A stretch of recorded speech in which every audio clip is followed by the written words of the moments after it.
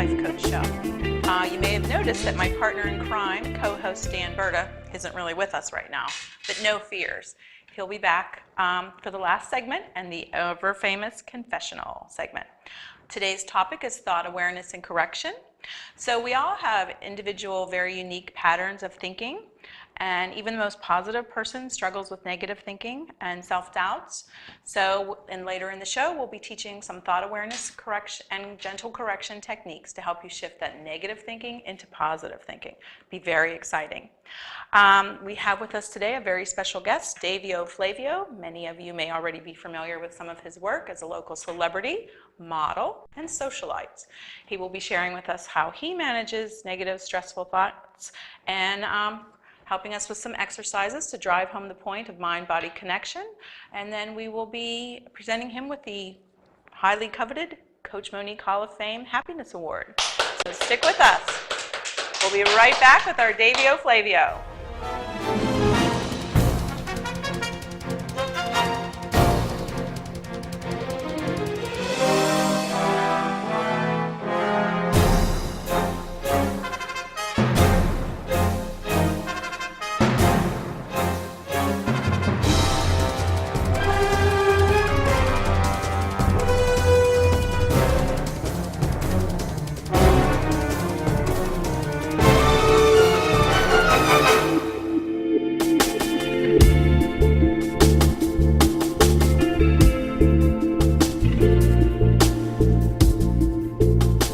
Welcome, Davio Flavio. Thank you for being on the show. Thank you. Thank you for having me. You're quite welcome. Well, I just wanted you to talk a little bit about yourself as a local celebrity, YouTube sensation, model. Tell us a little about what you do. Well, I like to make the world laugh. Like I'm like a natural born comedian. So my last parody was just on the radio. So I'm pretty excited about that. It was a parody of Lord Royals. And it was for, I made it straight boys instead of royals, but it was kind of funny. So you do a lot of parody work? I do, yeah. I'm actually going to be doing a parody with Dan Berta soon, so that should be really fun. Oh, I know that'll be fun. Oh, yeah, definitely. And tell us a little bit about your modeling. Well, I've done some for Make-A-Wish Foundation. I love them. Yeah, they're really cool. And I've done some runway in London, and I did that for Divine Models, and that was really fun. And when I was over there, I was actually married, and so it was nice to be over there for a little while. So, but I'm divorced now. So. Oh, Single. No, sorry to hear that. It happens to the best of us. Yeah. Good. Okay. Well, not good about the divorce thing, but No. So today's topic on the show is thought awareness and correction. Now, we all struggle. The most confident person struggles with some negative thinking and self-doubt at times. Fears, phobias, limitations, that kind of thing. How do you manage negative thinking for yourself? I have this belief in my head that everything happens for a reason, and anytime something negative happens to me, I kind of just brush it off because I have like this big ball of faith that everything's gonna be okay. I love that. I often say it always works out. Yeah. I don't know. We may not know now, but it always works out. So how about like the day-to-day stuff when maybe you feel rushed or you feel overwhelmed? Do you ever feel like anxious? Or? I do. Yeah, and what I do in those moments is I actually do some meditation.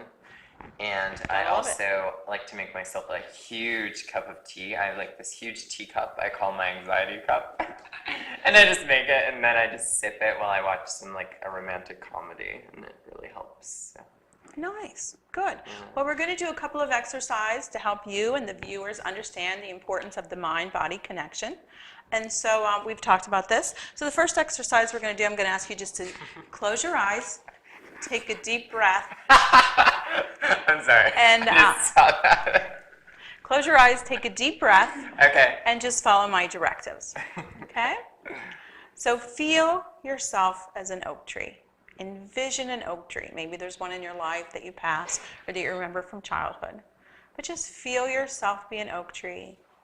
A stable, massive oak tree with roots that run deep into the earth. Feel yourself be that oak tree. Now very gently, I'm going to reach out and touch you on the shoulder, and I want you just to feel. Okay, now open your eyes, come back out into the room. Doing a great job. Now I want you to, once again, take a deep breath, close your eyes, and just follow the directives. I want you to feel and see yourself as a feather. Just see yourself floating, floating, floating. You've seen a feather floating through the air. Just be that feather. Hold that vision of a feather in your mind's eye. Just gently. Okay? Just kind of open your eyes, come back out into the room. Do you want to share how you felt differently, if at all, between the oak tree and the feather? Well, the feather, I was trying to decide if I should feel the feather, it sounds weird, but if I should feel it horizontally or vertically, if I was wiggling down, or But did you feel yourself floating? Sideways. Yeah. And different from the oak tree then? Yeah, the oak tree, I felt like these things coming out of me, like branches. And more stable. Like a lot of branches. I felt branches. Did you feel more stable body as an oak tree versus a feather? Well, I felt like it was windy, so. Perfect. Okay. Now I want you to close your eyes, take a deep breath, and I'm going to give you some simple directives. Okay? I want you to envision in front of you is a bowl of lemons. Just a large bowl overflowing with lemons, very bright yellow. And I want you to reach out with one of your hands and pick up one of those lemons. And I want you to feel that lemon in your hand. Feel the firmness of the lemon, the dimples of the lemon. Is it cool to the touch? Just kind of feel it in your hand. Give it a little squeeze. And now next to that bowl is a perfectly safe safety knife. I want you to reach out and touch that knife and bring that up to your hand. And I want you to cut your lemon in half. Just cut the lemon in half. Put your knife down and pick up both halves of that lemon. Give it a squeeze and feel that juice of the lemon in your hands. Okay? Now I want you to bring the lemon up to your nose. Take a big smell. Get a good whiff there. And then bring it up to your lips and taste that lemon juice. Just really get a taste of it. I'm sorry. I was okay. just looking. Okay. Calm down. All right, so now open your eyes. Okay. Did you notice in your body how it felt different when you were thinking an oak tree versus a feather? Mm-hmm. And when you're having the lemons and you're feeling that and you physiologically have a response to the smell or the taste?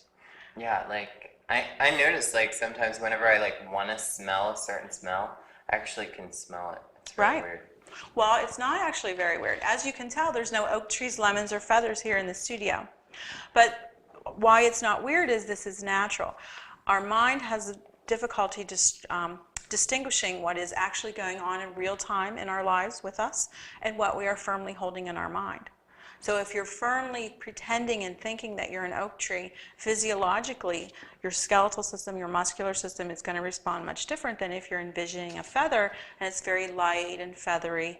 And then even like with the lemon, about 80% of people have a physiological response to either they smell it or they taste it and they start to salivate or they taste that sourness. So it's really important what we think about. Is really important because it affects our mind-body connection. And when we're thinking negative or stressful thoughts or harking back to old traumas or times when we were angry or really struggling, we're putting our body through those same kind of stress chemicals and hormones. And it's a huge wear and tear on the system. Versus when we're thinking happy and positive thoughts and things that make us happy, we're releasing happy, positive hormones and chemicals that are more expansive and are really benefit our health and our happiness. So the highest indicator of success and happiness in life is the quality of your thinking. Okay, Does that make sense? So for the rest of the day, I'm going to pretend that I'm an oak tree. I really am. I really am. I'm going to be okay, I'm in the ground. There you go. Well, there are times we want to feel really stable. Mm-hmm. So, the holidays are coming up. And as much as we love our family, oftentimes we have a family member or situations that are kind of difficult for us and we feel like we have a hard time standing up to them, or we have a hard time staying rooted and true to ourselves.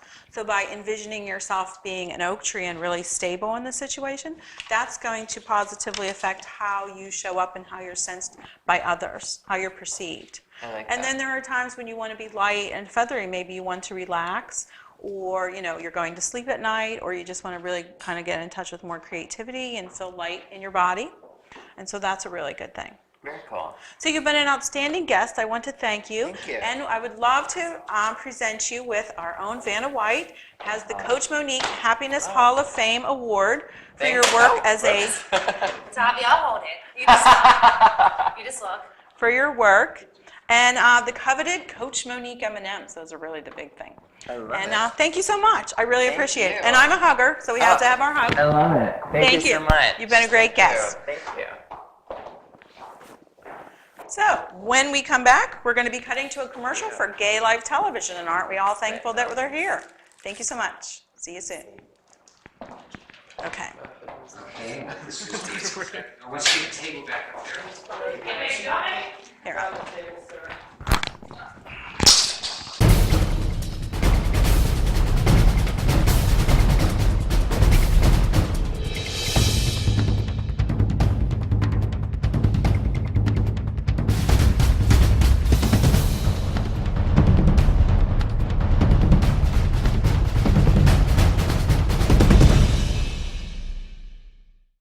And 5, and I'll get right back to you.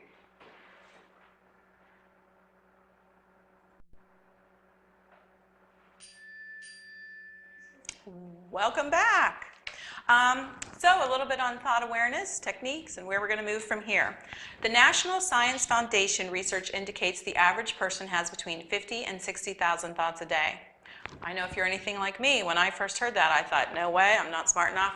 I don't know 50 or 60,000 things to think a day. Turns out, though, large majority of these thoughts are negative. At any rate, 50 or 60,000 thoughts a day, that's a lot of thinking. And to think that up to 80% of them is negative, and negative thinking that undermines our well-being and our sense of peace and happiness in the world. So if your inner voice isn't your biggest friend and is more foe, you're not alone. So for most people with the untrained mind, and that is the vast majority of people, this negative thinking undermines our peace and happiness and often even lacks integrity. Here's an example. Many of us often feel really stressed and overwhelmed by our to-do list. So many people report having feelings and saying to themselves, I'm never going to get this done. But in reality, the average responsible person does get it done, or they're at least doing the best that they can do.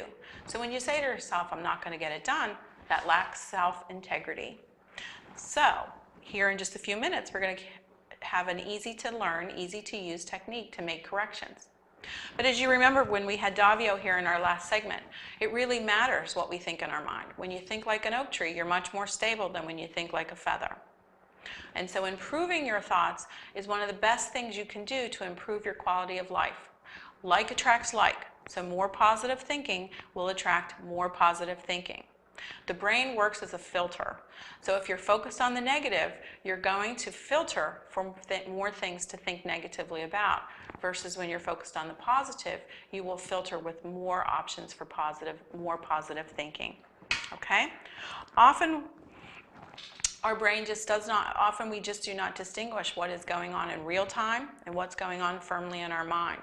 So it's particularly challenging when you're harking back to high emotional times, like for example, when you're reliving trauma, or things when you're feeling really angry or maybe even enraged. And then as you go back to that, neurologically, we almost develop a groove, for those of you young enough to remember, like the record, and you can get stuck in that groove, and it can be hard to change your thinking. But that's going to end here today as we teach a technique. One last thing. We've all had our inner voice for as long as we can remember, right? It's always been with us. So oftentimes we don't realize that we have more control over it, and we're not really as aware of it as we should be. Go back to my favorite analogy, explain water to a fish. All a fish knows is water. And for most of us, all we know is our inner voice. And since it's always been with us, we don't recognize how much control we can have, or if we have any control at all. So, with no further ado, we're going to introduce the technique, cancel, cancel. It's a super simple technique, but super powerful. The cancel, cancel technique works like this. Anytime you recognize that you've had a negative thought or you've said something negative, at the point of realization, you simply say cancel, cancel, and replace it with a positive. So let's go back to our technique, I'm never going to get this done, our previous example. So you're busy doing your to-do list and you think, I'm never going to get this done. And so what you do is you simply say, cancel, cancel. I will get this done. Because if you're like the average responsible person, you get the important things done. Now, if that's just too far of a stretch, or maybe you're not going to get that done, and you say, I'm never going to get this done, you simply say, cancel, cancel. I'm doing the best I can. What's really important with cancel, cancel is the replacement thought needs to be believable to you. So if it's not believable, at least reach for a neutral thought. Okay? Now, this is super simple, but it's super powerful. I tell people to set aside 3 hours initially just to be aware of their thinking. Now, just a little notice, most of your thinking will get away from you, and that's okay. Here at Coach Monique, we're about progress, not perfection. So at any time, so if you had a negative thought and you recognize 30 seconds later that thought was negative, cancel, cancel. If you recognize in the middle of the thought, simply cancel, cancel, and replace it. But just setting aside 3 hours of time helps build the awareness so that you can become educated on what your personal thought awareness patterns are. You can't do anything about something you're unaware of. So as you build awareness, you'll recognize. And the most positive person has negative thinking. It's just universal. I've had clients call or send me an email the next day and say that they were so upset because they saw themselves as such a positive person, and when they began to become more aware of their thoughts, they recognized there was negative thinking and this upset them. To that I say, you know what, it's all about progress, not perfection. Cancel, cancel is an easy to use technique to build awareness and then make corrections. It's not a technique to beat up on yourself and criticize yourself, well, I can't believe I had that thought again. Setting aside just 3 hours, at the end of 3 hours, you will notice that you will have fewer negative thoughts and you will recognize them sooner versus later. Okay? So if you have any questions, you can always send an email or text and we will cover those. So now we're going to segue into a little video that we did on the Halloween parade with people and their pets asking them how they feel. It was really a good time, and I think you're going to enjoy the video.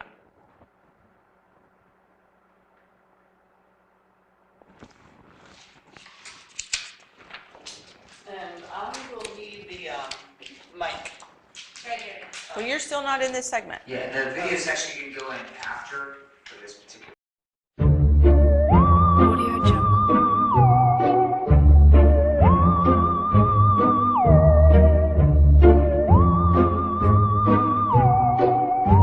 Audio Jungle.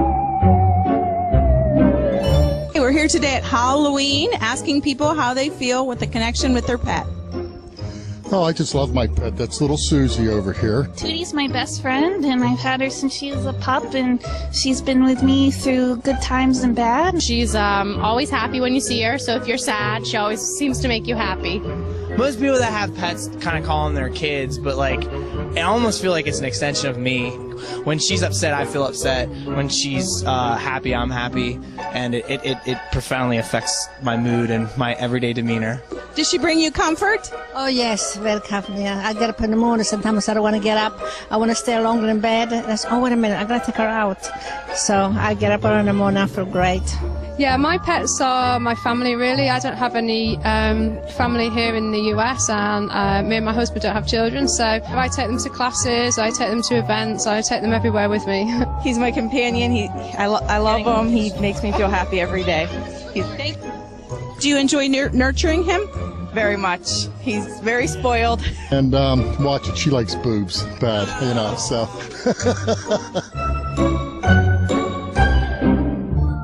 Okay, welcome back. I told you it was going to be a cute video, and I really think it is. Okay, so as you can see, people have a really strong connection with their pet. The brain is really wired for connection. As humans, we are meant to be connected with people. And those connections also hark back to our thought patterns and thought awareness. How we feel about ourselves is going to directly impact our relationships. So being able to feel positive about yourself and positive about your experiences is really a powerful indicator of the quality of the relationships that you're going to be able to have. And so when you have self-doubt, the kinds of relationships that you're going to have are probably not going to be as high quality as the kind of relationships you could foster if you have more positive feelings. So like attracts like. As you become more positive, you will develop more relationships with people who are positive and be able to help bring other people who maybe aren't as positive into more positive thinking. Okay, so Because we're wired to be together, we all enjoy some peace and quiet. Some enjoy more than others in alone time. But too much alone time really inhibits our personal growth, because then we get too involved in our own thinking, as my husband Larry's fond of saying, drinking your own bathwater.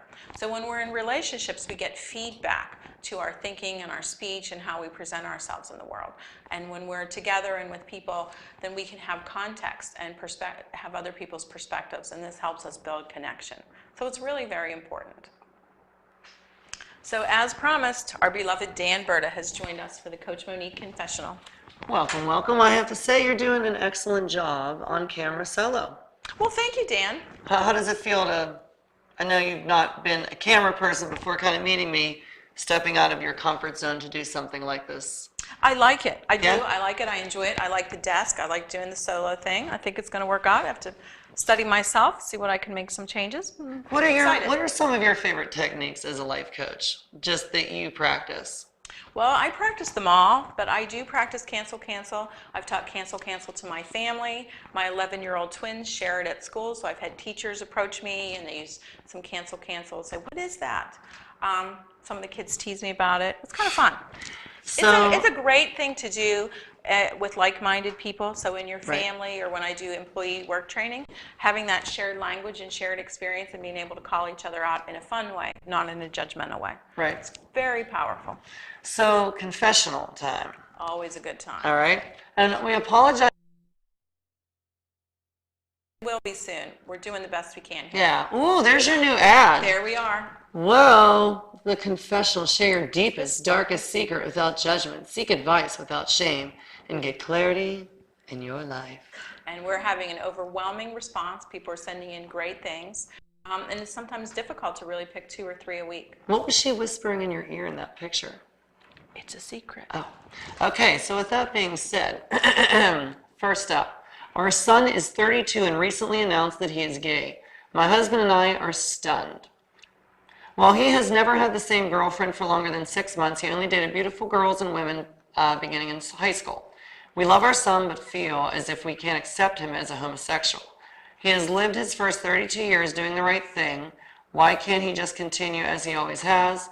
He insists after years of living a lie, his work with a therapist and supportive friends, he's now going to live as a gay man. Okay, well, I think these parents have a decision to make. You either love your son because he's your son, or your love is contingent on him being a certain way that you need him to be in order for you to be happy. And I can tell you, I have interviewed parents, particularly at the Gay Life Parade when we were there in June, and those are some of the most heartbreaking interviews when you talk to parents who originally were not accepting, and certainly were not supportive, have turned their backs, and now a decade or longer later are trying to repair the relationships that they have undermined and hurt, and they're filled with regret and shame. And I really encourage parents in this situation to get the support and help that they need to come to terms with it. That's the reality. I'm not a fan of arguing with reality. If your son is gay, he is gay.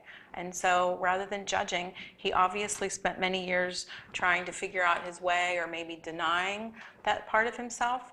And real happiness lives in being your true self. And so Yeah. Do you think recognizing maybe the that- parents should go to a gay bar tonight and have a drink? I wouldn't recommend that at this stage. I think there's a time for that, but right now it seems like they're just settling in, and I think sometimes people need to do that at their own pace and quieter, Yeah. less of a public. I won't give my opinion on that. Okay. Next up, I am 26 years old and very attractive. There is nothing about me that would indicate that I am gay. Actually, many people class me as stuck-up princess who's all about looks and luxury. However, I am gay. Last year I married my college boyfriend in an over-the-top wedding where I earned the title rightfully so as a bridezilla. The problem is I don't want to be gay and have that lifestyle. I want all the things I have, including the status of marrying into a wealthy family. However, sexually I'm suffering. My husband has always just considered me high maintenance, so the fact that we don't have much sex is something that he's used to. Now that we're married, I'm actually growing to hate my husband, so we fight all the time.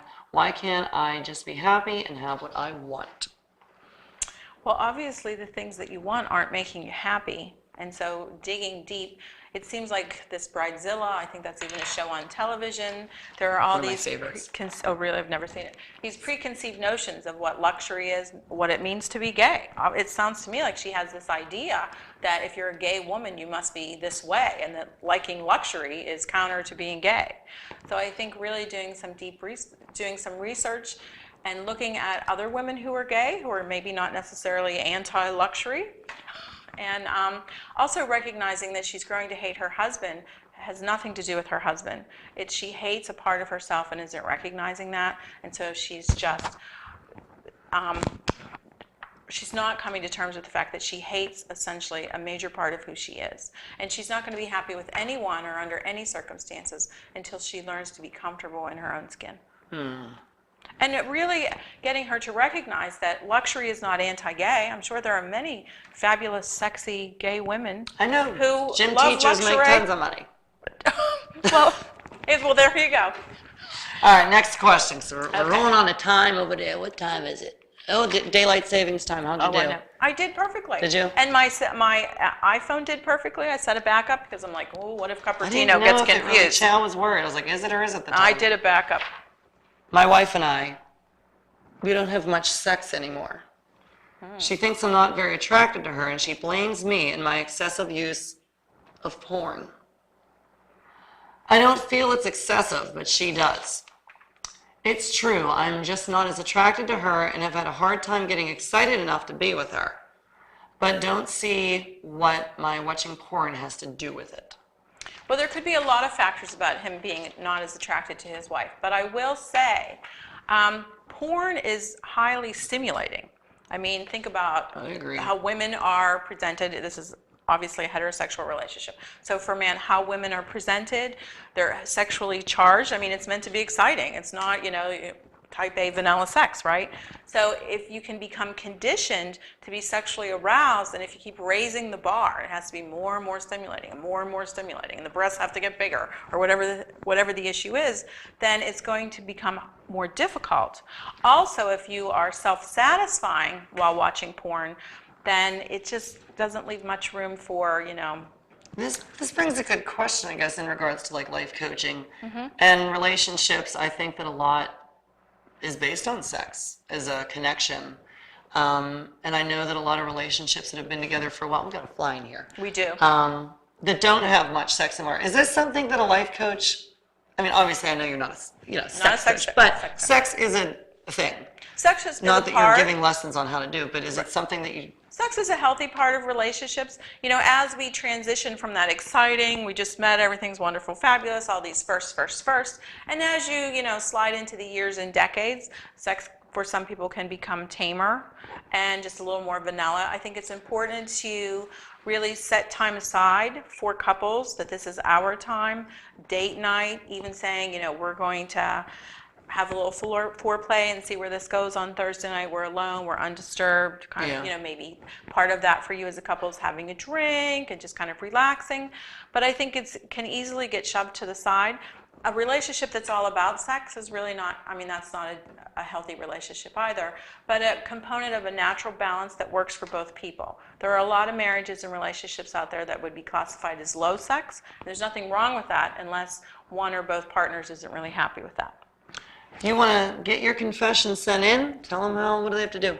Well, you can go to CoachMonique.com to the confessional page and list your confessional there. It's completely anonymous. Also, we television studio. You can put your confessional in there, and we'll pick 3. We try to pick 3 diverse ones each week. And for any information on the show or any of the techniques that we covered, you can go to CoachMonique.com. Coach Monique on Facebook, and you can contact me at Monique@CoachMonique.com. And Monique, in closing today, what's coming up? What is coming up? Next week is going to be all about forgiveness. Forgiveness can be a difficult thing for many of us because we often feel like we've got to forgive the other person, but we don't forgive for the other person. We actually forgive for ourselves. When we withhold forgiveness, we actually rob ourselves of our peace and our sense of doing well in life. I think with the holidays coming up too, forgiveness is a big one. Forgiveness is a big one, and there's nothing like the holidays. We all love our families, but some people really struggle with difficult relationships. So you do your cancel when you're thinking, oh, my mother never accepted me. Cancel. My mother's doing the best she can. Right. You know, my Aunt Matilda just can't accept my lifestyle. Cancel. Aunt Matilda's from a different time. You know, I have an aunt that I would like to reach out to. We've always had this, I don't know, like I love her and everything. There's this awkwardness a lot of the times. So maybe I'll call her on the show. I wouldn't do that if you're trying to really connect with her. Okay. I would just say, you know, hey, what's her name? I can't say it because Oh, it's I'm sorry. private. Okay, so We'll just I would call her Aunt.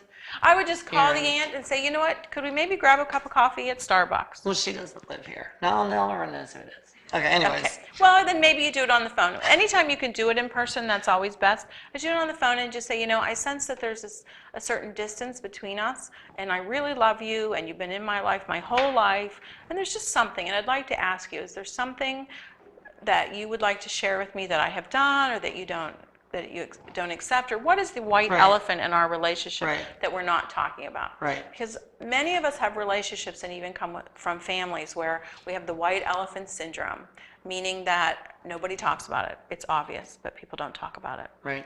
And that creates distance and separation. Well, Coach, you did an awesome job on your own today. I have Well, to thank say, you. I'm very proud of you. I really enjoyed it. I enjoy you this really- work. I live this work. Yeah, I you're get passionate about excited what you about do. it. I do. So, world, what'd you think? Give her some Let us feedback. know. Give her some feedback. Monique So, at CoachMonique.com. Can I blow the whistle to end the show? You always do. Okay. Coach Monique, check her out.